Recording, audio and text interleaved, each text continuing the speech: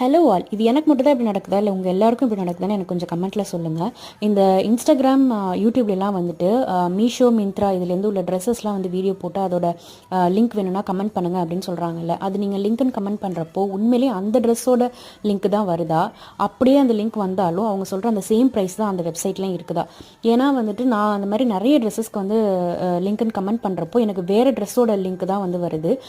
ஒரு 2-3 ட்ரெஸ்ஸுக்கு மட்டும் தான் அந்த சேம் லிங்க் வந்தது. பட் அந்த அந்த லிங்க்லேயும் வந்துட்டு அந்த வீடியோவில் வந்து அவங்க ரேட் வந்து 230 290 அந்த மாதிரி போட்டிருக்காங்க. பட் வெப்சைட்டில் வந்துட்டு 600 700 அந்த மாதிரி இருக்குது. ரேட் பிரச்சனை கிடையாது, பட் அவங்க உண்மையான ரேட் போட்டு தானே வீடியோ போடணும். ஏன் இப்படி தப்பான ரேட் போட்டு உள்ளே வந்து வெப்சைட்குள்ளே இழுக்கிறாங்கிறது எனக்கு தெரியல.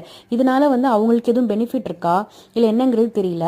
இல்லை இதுக்கு பின்னாடி என்ன இருக்குது அப்படிங்கிறது உங்களுக்கு தெரிஞ்சால் எனக்கு ஷேர் பண்ணுங்கள். இல்லை உங்களுக்கும் இதே மாதிரி தான் வேறு லிங்க் வருது, லிங்க் உள்ளே போயிட்டு வேறு ரேட் காட்டுது அப்படின்னா எனக்கு தெரிஞ்சாலும் எனக்கு கொஞ்சம் ஷேர் பண்ணுங்கள்.